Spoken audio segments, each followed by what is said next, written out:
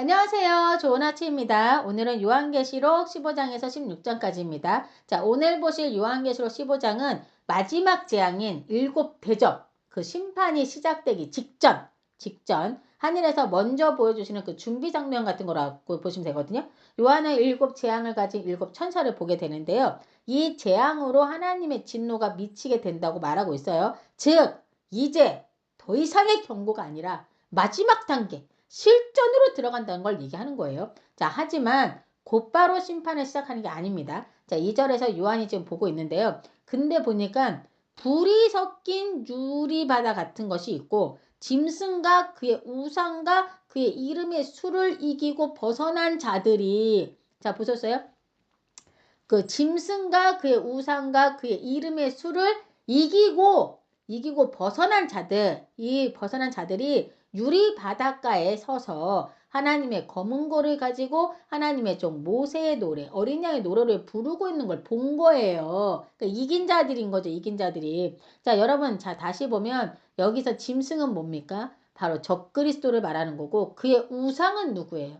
바로 사탄을 말하는 겁니다. 자, 그리고 그의 이름의 수, 뭐죠? 666, 즉, 네로, 다시 말해서 로마의 박해, 그 체제, 그리고 지금의 하나님을 대적하는 자들을 이기고 벗어난 자들이 유리 바닷가에서 하나님의 검은 거를 가지고 지금 노래를 부르고 있는 거예요. 예? 자, 근데요, 여러분, 이 장면이 구약에서도 나온 거가 있다는 거 아십니까? 바로 출애굽기 15장이 바로 요한계시록 15장과 똑같은 거예요. 출애굽기 15장이 무슨 내용이었냐면 이스라엘 백성들이 애굽에서 탈출했잖아요. 근데 그때 이집트 군대가 막 뒤에서 쫓아왔잖아요. 그래서 이들이 막 어디가 보자 이러는데 막 홍해를 하나님께서 쫙 갈라주셨잖아요. 그래서 이 홍해를 이 이스라엘 백성이 쫙 건너갔죠. 그리고 그 뒤를 따라오던 그 이집트의 그 엄청난 군대가 지들이 홍해바다까지 다 쫓아 들어왔죠. 예? 근데 어떻게 됐어요? 이스라엘 백성은 무사히 건넜고 이집트 군대는 한 사람도 살지 못하고 다 바다에 수장됐잖아요. 그래서 그때 모세의 누이 미리암이 여자들과 함께 장구를 치면서 기뻐 춤을 추며 노래를 했지 않습니까? 이게 바로 모세의 노래거든요. 자, 이게 출애굽기 15장에 나와요. 자, 한마디로 저 원수들의 손에서 우리를 건져주신 하나님, 그리고 우리의 적을 다 바다에 수장해버린 하나님을 찬양하는 거잖아요. 자, 여러분 어때요? 요한계시록의 이 모습이 어떤 모습인지 이제 아시겠죠? 예? 이제 이들이 지금 이겨가지고, 아까 뭐라 그랬어요? 그 짐승과 그 우상과 그 이름의 수를 벗어나서 이긴 자들이 지금 하나님의 검은 거를 가지고 하나님의 종 모세의 노래, 어린양의 노래를 부르고 있자고 했지 않습니까? 이게 이제 매칭이 되시죠? 이제 그 어떤 분위기인지 아시겠죠? 자, 이들이 이렇게 검은 거를 가지고 노래를 부르면서 말하기를 4절에 주여 누가 주의 이름을 두려워하지 아니하며 영화롭게 하지 아니하리오까 오직 주만 거룩하시니이다. 주의 의로우신 일이 나타났으며 만국이 와서 주께 경배하리이다 라고 막 찬양과 영광을 올려드리는 그런 말을 들은 거예요. 자, 요한이. 자, 그리고 이 일 후에 요한이 보니까 하늘에 증거 장막의 성전이 열렸대요. 쫙 열렸대요. 그리고 일곱 재앙을 가진 일곱 천사가 성전으로부터 나와서 맑고 빛난 세마포 옷을 입고 가슴에 금띠를 띠고 네 생물 중에 하나가 영원토록 살아계신 하나님의 진노를 가득히 담은 금대접 일곱을 그 일곱 천사에게 준 겁니다. 자, 여러분, 이 일곱 천사의 막 옷이 다 막 표현됐잖아요. 막 빛나는 세마포, 그리고 가슴에 금띠, 자, 이런 거는 예수님에게 그 권능을 이 사람들이, 이 천사들에게 이제 부여받고 지금 이 일을 한다는 걸 보여주는 거예요. 자, 즉, 이 말은 뭐냐면, 그 구약부터 계속해서 하나님은 회개하라, 그리고 돌아오라, 막 말씀하시면서 그 많은 선지자를 보내주셨었잖아요. 그쵸? 급기야 누구까지 보내주셨어요? 우리 하나님의 독생자 아들, 우리 주 예수님까지 보내주셨잖아요. 예수님의 피값으로 우리의 모든 죄를 속량해 주셨잖아요. 그쵸? 자, 그런데 그 예수님을 또 안 믿고 비방하고 조롱하는, 회개하지 않고 끝까지 하나님을 거부한 자들에게 바로 심판하신 게 아니라 또 참으시고 인내하시면서 6장부터 14장까지 계속 경고하시고 회개를 촉구했잖아요. 그쵸? 이제 14장까지 계속 경고하시고 회개를 촉구했어요. 근데 이제 15장에서는 더 이상 미룰 수 없는 시점이 된 거예요. 자, 그리고 8절에서 하나님의 영광과 능력으로 말미암아 성전에 연기가 가득 참에 성전에 능히 들어갈 자가 없었다라고 써 있거든요. 자, 이것도 우리가 출애굽기 40장에서 본 모습들이에요. 그러니까 지금 이게 처음 보는 모습들이 아니에요. 예?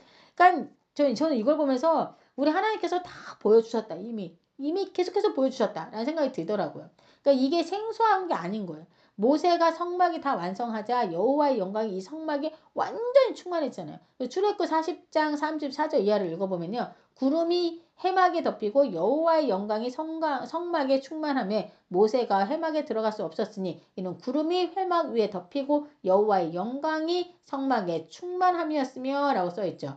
똑같지 않습니까 지금? 그러니까 이게 우연인가요 여러분? 아닌 거예요. 우연이 아닌 거예요. 구약 때의 하나님이나 지금 요한이 보고 있는 하나님이나 지금 이 시대 21세기를 살아가고 있는 우리와 함께 하시는 하나님 다 동일하신 하나님이신 겁니다. 우리는 종종 예전에는 막 저런 기적도 있었는데 지금은 왜 이런 거 없는 거야? 막 이렇게 막 생각하기도 하고 하잖아요. 뭐 하나님이 변하신 게 아니라 하나님이 일하시는 방식이 달라졌을 뿐인 거예요. 사실 우리도 지금 일하고 있지만 일하는 방식이 굉장히 많이 달라지지 않았습니까? 예전 우리 20대와는 완전 다르잖아요. 그러니까 그때에 맞게 일하시는 하나님이신 거예요. 그렇기에 하나님은 지금도 우리 곁에서 우리를 보호하시고 지켜주시는 분이라는 사실을 잊으시면 안 된다는 거 아셨죠? 자, 이제 16장으로 가봅니다. 이제 본격적으로 심판이 시작됩니다, 여러분. 1절에 보시면 성전에서 큰 음성이 나서 7 천사에게 말하되 너희는 가서 하나님의 진노의 7 대접을 땅에 쏟으라. 이제 진짜 시작인 겁니다, 여러분. 자, 이제 그래서 첫 번째 천사가 가서 자기가 받은 그 대접을 땅에 쏟아서 붓습니다. 자, 그 첫 번째 천사가 자기 대접 큰 거를 땅에다가 확 쏟아 부어요. 그러자 짐승의 표를 받은 사람들과 그 우상, 즉 사탄에게 경배하는 자들에게 악하고 독한 종기가 났대요, 여러분. 종기가 났대요. 자, 여러분 이거 출애굽 전 애굽에 임한 7번째 재앙과 동일합니다. 네? 자, 이어서 둘째 천사가 대접을 이번에는 바다에 붓습니다. 바다에. 그러자 바다가 곧 죽은 자의 피같이 되어서 그 바다에 있던 모든 생물이 죽었대요. 여러분, 모든 생물이 죽었대요. 자, 보시면 제가 왜 모든 생물이 죽었대요를 강조하느냐면 이 7 나팔 때는요. 다 3분의 1만 죽었었거든요. 그러니까 그냥 경고를 하신 거예요. 경고 이렇게 된다. 경고를 하셨어요. 그렇죠? 근데 지금은 바다의 모든 생물이 다 죽은 거예요.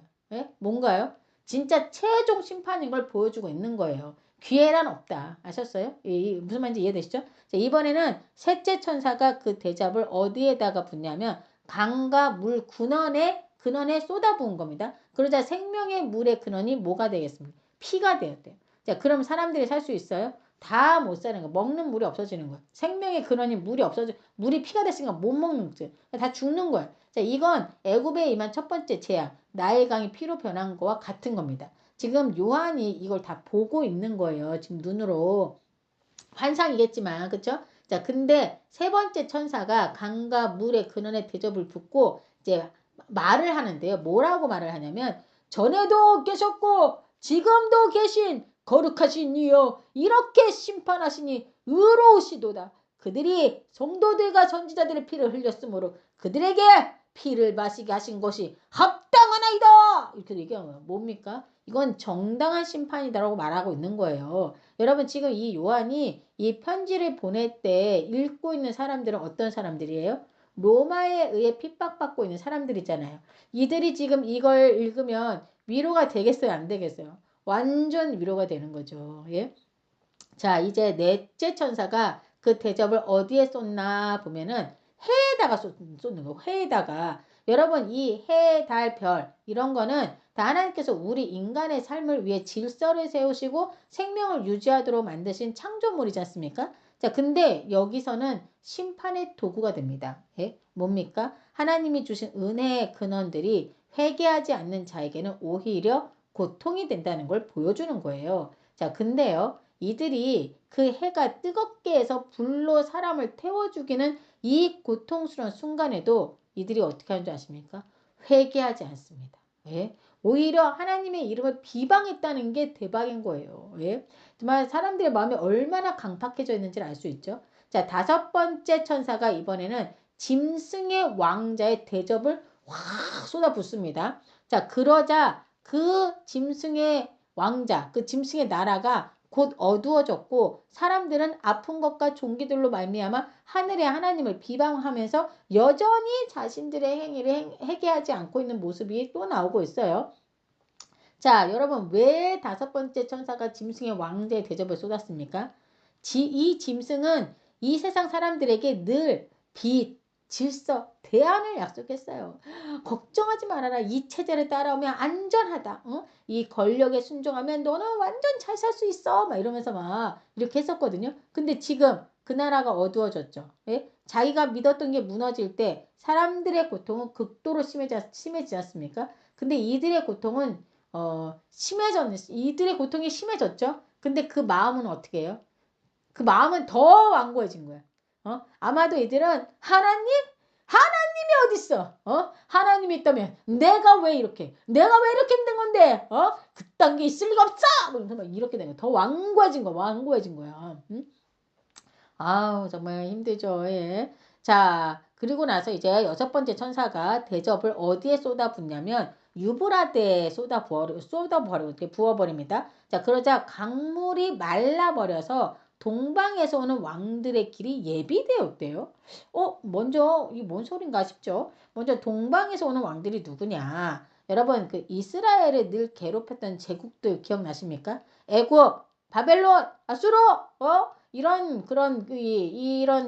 제국들이 다 동쪽에서 유브라데 강을 건너서 침략해 온 제국들이었거든요. 그러니까 지금 동방에서 오는 왕들이란 하나님을 대적하는 모든 세력을 말하는 거고, 강물이 말라서 길이 예비되었다라고 써 있잖아요. 이거는 우리가 출애굽 당시 홍해를 건널 때 바닷길이 열렸었죠.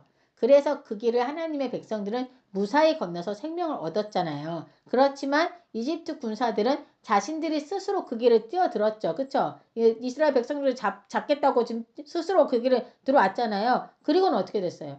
하나님께서 물로 엎어버리셨잖아요. 자, 오늘 보신 내용도 출애굽 때 홍해가 갈라졌던 사건과 구조적으로 비슷한 거예요. 지금 귀신의 영들이 하나님을 마지막으로 대적하기 위해 동방의 왕들, 즉 하나님을 대적하는 세상의 모든 세력을 다 모아서 마른 유브라데 강 쪽으로 들어오는 거예요, 여러분.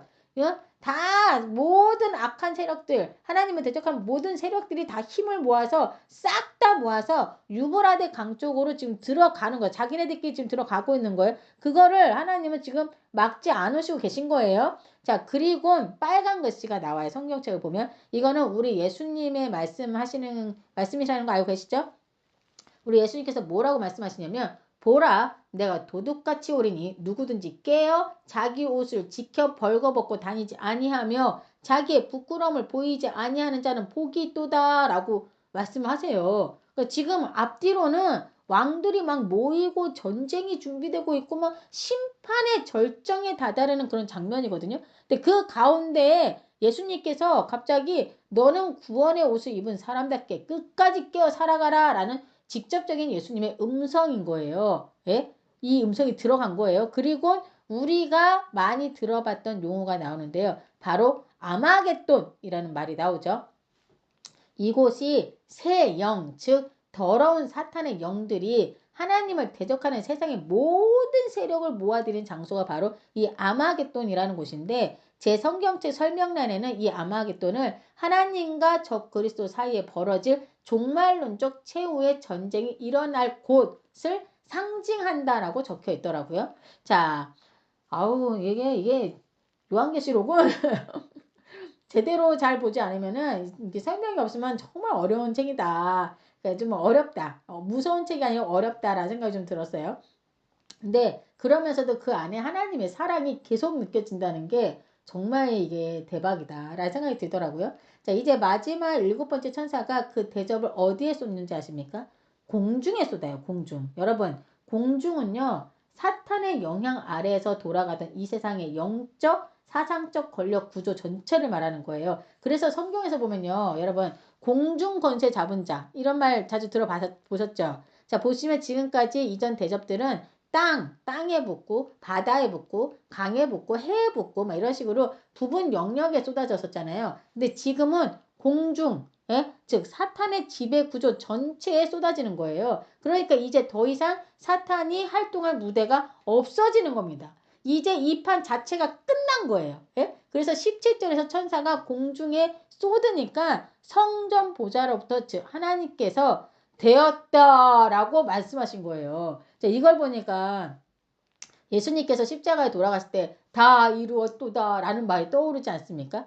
예수님께서 다 이루었도다 라고 말씀하신 건 그 구원의 완성을 말씀하신 거였다면 지금 다 되었다라는 말은 심판이 다 완결되었다 라는 그 차이가 있습니다. 예, 똑같은 말이 아니에요. 자, 21절에 무게가 한 달란트나 되는 큰 우박이 하늘로부터 사람들에게 내려진대요. 자, 근데 그 사람들이 그 우박의 재앙 때문에 회개하는 것이 아니라 막 하나님께 막 비방하는 거예요. 하나님이 있다면 이런 일이 있을 수 있어. 그래서 막 이렇게 했다는 거죠. 진짜 대박이죠.